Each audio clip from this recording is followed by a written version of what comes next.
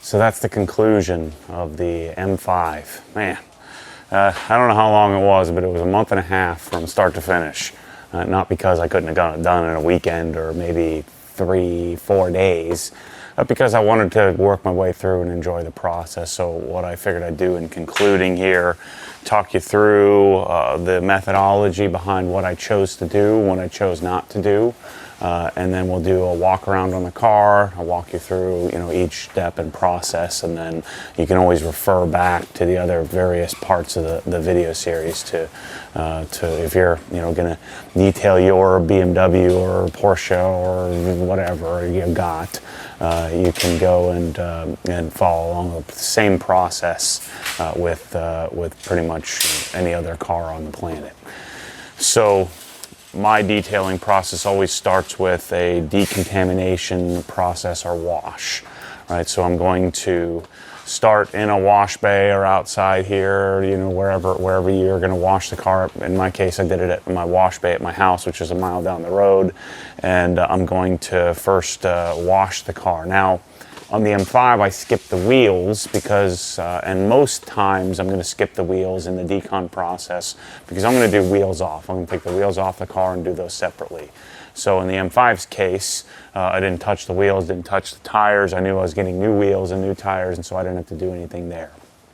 So start with a rinse. I'm going to rinse off the car as thoroughly as possible. The car hadn't been washed since being driven from Kentucky.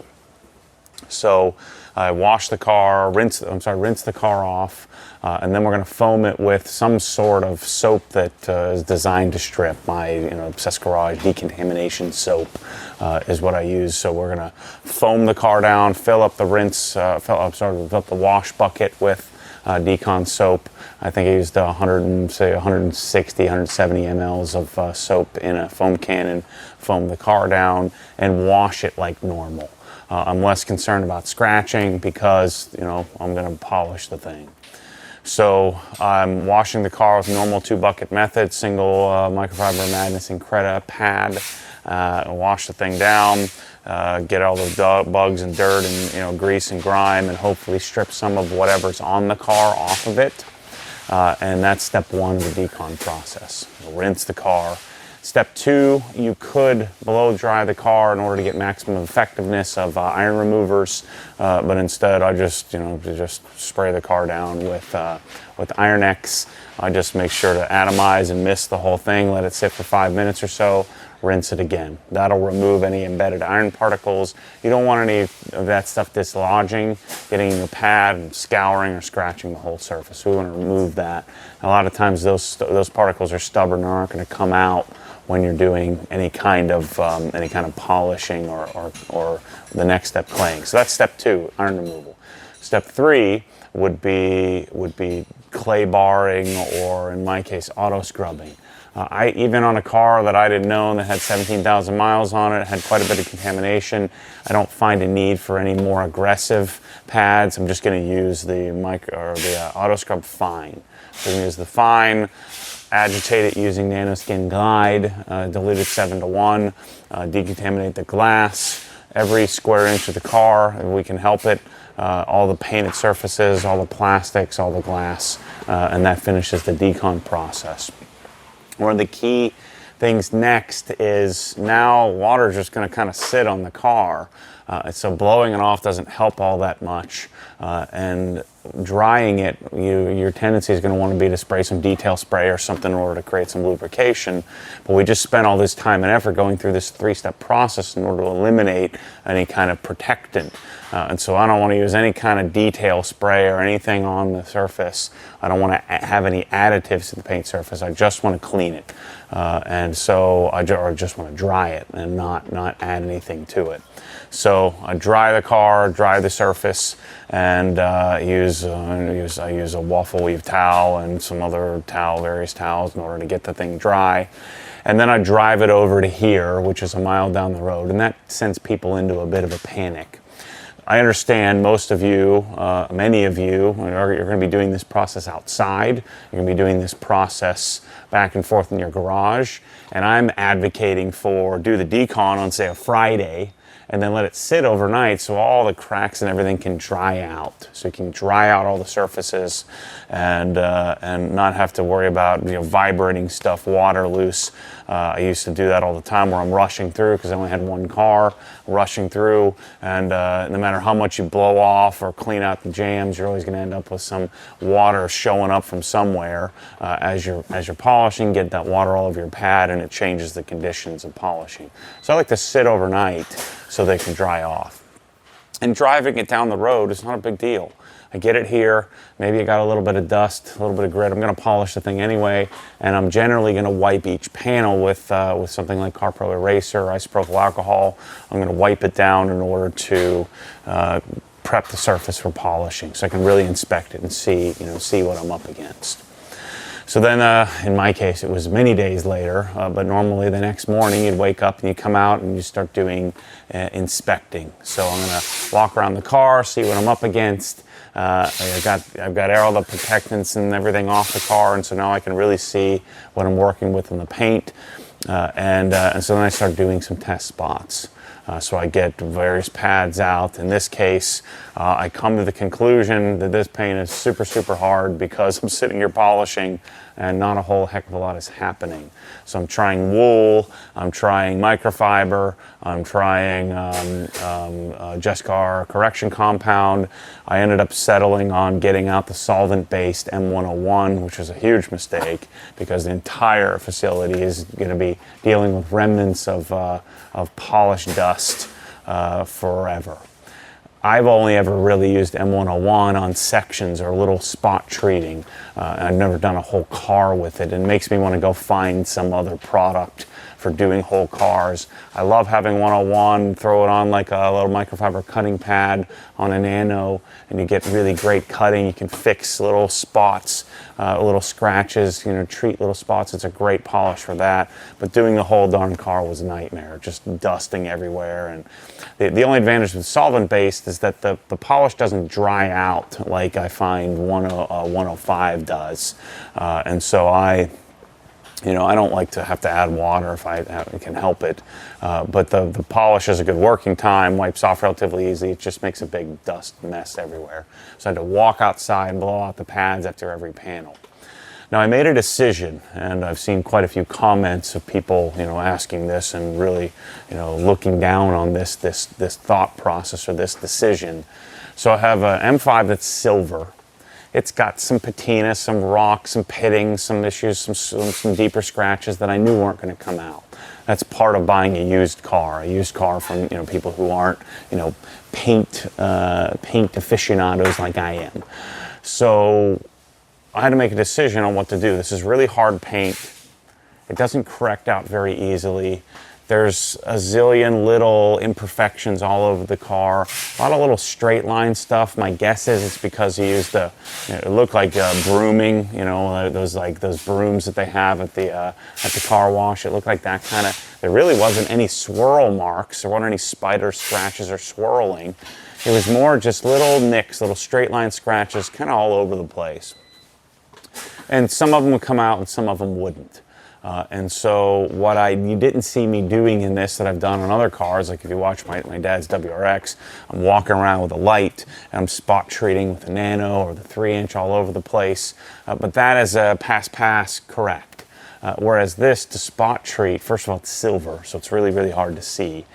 But spot treating all these little scratches that aren't coming out in the greater polishing are virtually invisible unless you find the exact right light. Even using lights doesn't really work on that very well. Even using a warmer color temp isn't great for finding stuff on silver. It's a metallic silver, has a blue hue to it. So what I found the best thing to do with this car was, and I was joking, moving some polish around. What I was doing was just doing a panel based on the same circumstances as my test panel. I also tested on the plastic bumpers as well, got the same result. So I have a very consistent result around the entire car. doing some moving polish around. And what I mean by that is sticking with the same process all the way around the car. And so I made a decision to not nitpick, because it would have driven me crazy of trying to, check every spot and every panel. So I just decided not to do that on this car. Out in the sun, you're never going to see it. And I would have to remove too much paint and put the clear coat at possible danger in order to really get those spots out. I was going to have to lean the pad over, heat up, and make, many passes, get out sandpaper. And so I was finding even 3000 grit wasn't going to fix a lot of these spots. And you can't just grab 1500 or 2000 and start spot sanding, because they're going to have low spots in the texture all over the car. So you just can't do that. You have to sand the whole panel. And I don't want to do that, because I don't know how much paint is on the car. And even if you did know how much paint on the car, you're compromising the potential, UV inhibiting top layer of the clear coat. So I made that decision from the beginning to do 101 microfiber, very consistent on the whole car. I ended up using 101 on microfiber on the glass and every square inch of it, with the exception of the wheels. Then followed with Sonex Perfect Finish, which really just kind of jeweled up. 101 finishes down okay, especially on hard paint like this. But on a yellow pad, Sonex Perfect Finish finished out the rest of the car. You don't need to finish out the glass, because compounding on glass is more just cleaning it than it is. You're not really correcting anything. You're just cleaning it up. So after the polishing, then I worked on, let's see, what did we do next? So we polished out the shadowline trim using the same process. I used Jescar correction compound on the shadowline trim. We swapped out and took out all the pieces, like the chrome pieces, the chrome grills and gills, took all those off, took the license plate off. And while, after I'm done with the process of correcting the paint, then we start putting those pieces back on. And really cleaning up all the jams and all the little subsections. What else did I do? I cleaned up and changed out the badges. So we put the black badges on. And in that process of doing all of this, in compounding, I would take breaks and I worked on the wheels. I've decided to stop using wheel coatings. It just don't frickin' work. I think what companies end up doing, and I don't have any basis behind this, but they just take their old coatings and then put it for the wheels, because older coatings are a little bit more temperature resistant theoretically. And so I think a lot of companies just decided, you know what, we're just gonna use the old coating for the wheels, and then I end up with really poor performance. Maybe it's there, like even my wheels here have, I think, Kamikaze Stance on it. So I've used Stance, I've used G on rim, I've used G-Technics C5. I used to use OptiCoat, Gloss Coat 2.0, OptiCoat 2.0, really great performance. And then I switched to using these dedicated wheel coatings for several years, and they just don't frickin' work. Maybe it's working, maybe it's protecting it chemically, but you don't have very good contact angle or water behavior. I feel like they tend to not wash up very well. You tend to get kind of spotty look on anything that's satin. So I decided to just start using the flagship coating that I'm using on the paint on the wheels as well. Billy kind of talked me into that from Presidential. You can just put Ultra on the wheels, Crystal Serum Ultra. So I was like, well, why don't we put CSL? He's like, yeah, I do that all the time. So I put CSL, XO, just like the rest on the calipers. You saw me steam clean the area underneath. I don't usually do that, but I steam cleaned, treated the wheel wells with hyper dressing, steam cleaned the rotors, the calipers, coated the calipers with CSL and XO, and of course the natural question is, well, when you get heat, how is that going to react? I haven't had an issue. I guess theoretically what would happen is the coating would bubble up and peel off, but it's such a thin layer, I think that the probability of that is pretty slim. So we set up the wheels. I prepped the tires with Stoner's Terminator. I stopped using mineral spirits. I feel like that leaches the tires of their sort of UV, whatever it is in the tire.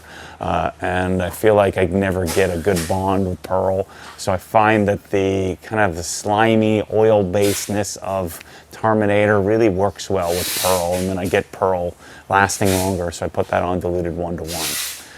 So while we're doing that, so we're cleaning the wheel wells, treating it with a hyper dressing 4-to-1. After steam cleaning everything, put the wheels on and get prepped to finish the car with a coating.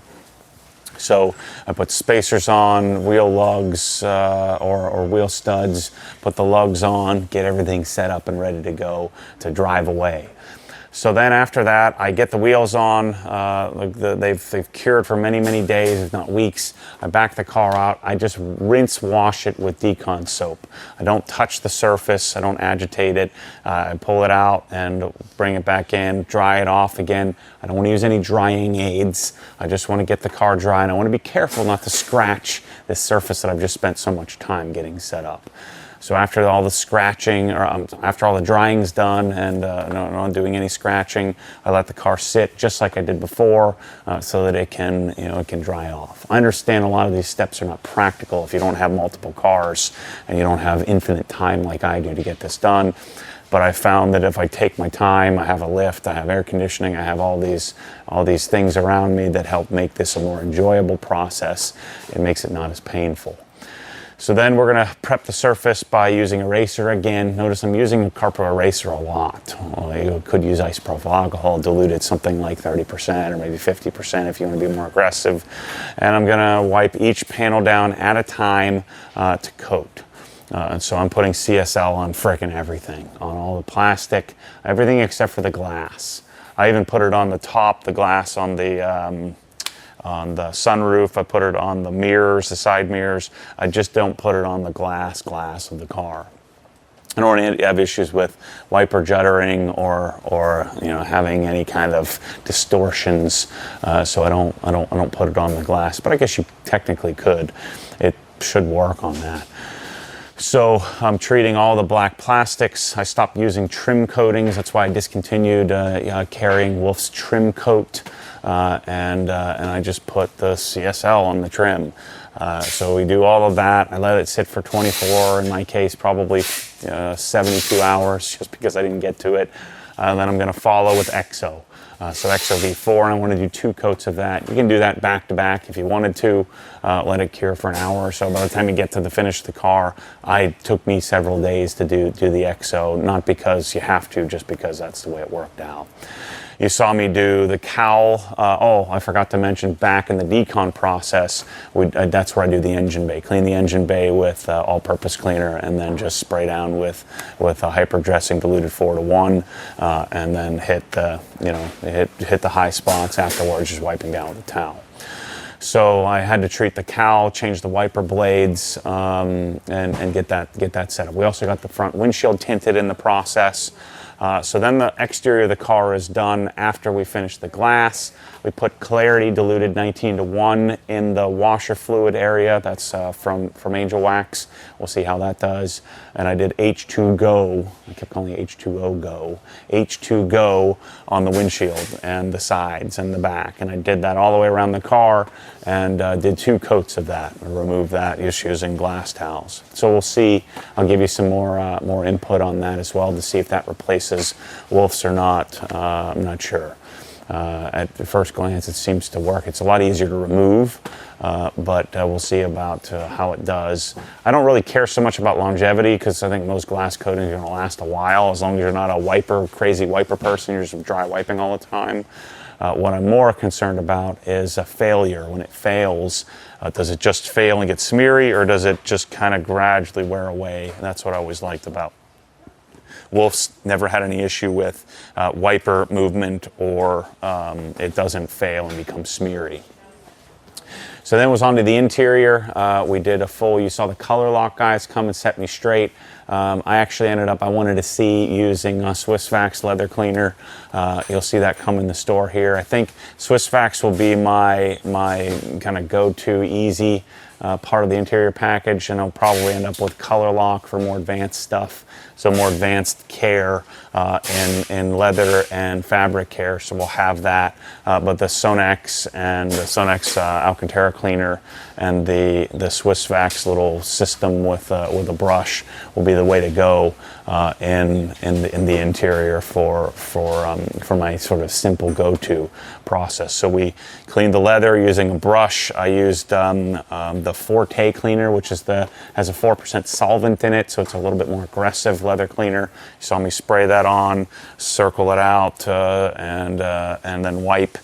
We treated the leather with leather milk. I cleaned any other surfaces with interior cleaner from P&S, and you saw me using various towels and brushes and things like that. So make sure to go check that out. You can see how much I hate doing the interior. I don't even like talking about it, but I spent probably 8 hours, 7-8 hours on the interior getting that cleaned. I put new pedals in, changed out the trim to black, piano black trim, installed a radar detector, and what else did we do? Put a child seat in, bought a new child seat, found a new seat protector, cleaned out the trunk area, and then the car was done. So that's the process. And so I have now, starting today, I'll have every one of those products that I used available in the store, from lights to polishers to pads to interior stuff, all here, all available to you. So you can just say, I want to do it just like that, and you're able to. The only thing I don't have, I think, is a steamer. But the rest of all that compressed air stuff we have available to anybody who wants to repeat the process. So let's go out and walk around the car and wrap this thing up so I can show you what it looks like out in the shade, and then you'll see more footage of the car and photos and things like that, as time goes on.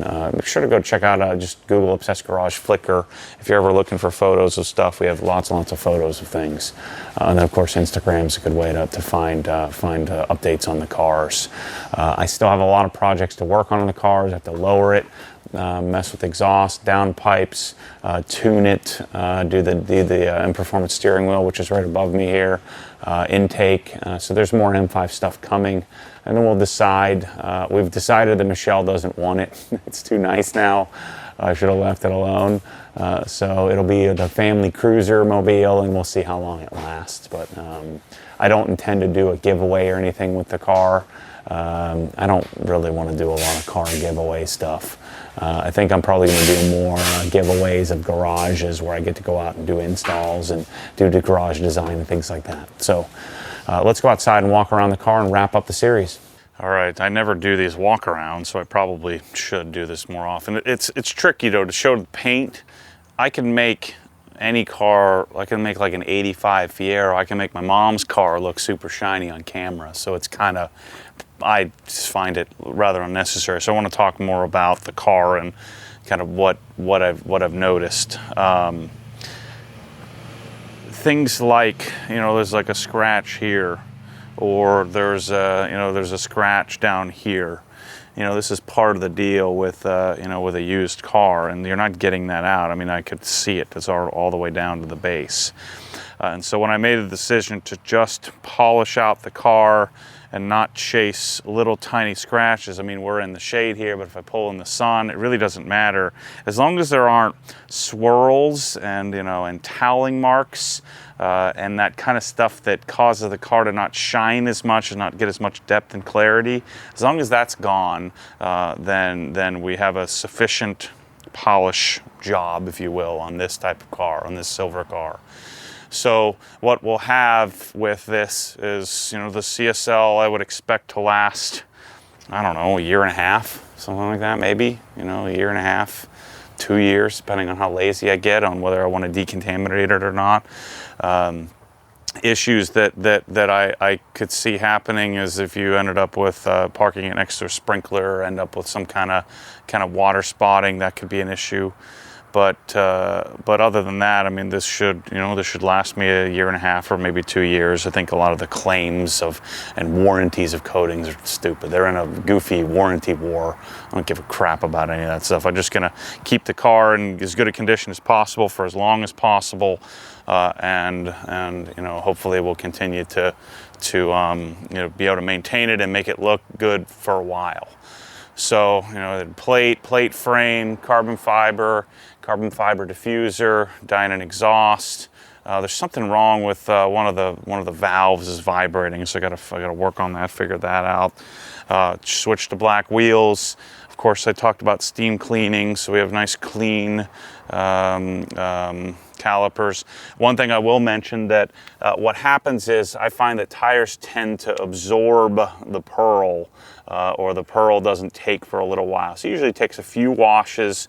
That's why I don't ever want to use real heavy tire cleaners. That's why using something like Adams Rubber and Tire, or now I've been using a P&S Brake Buster on the tires. I just want to clean the surface dirt and keep adding, in order to get some decent longevity. I drove the car yesterday a little bit, so you have a little bit of dust on the wheels, but that's something that I suggest people stay calm on. It's going to take a few wash cycles to get your tires set up the way that you want.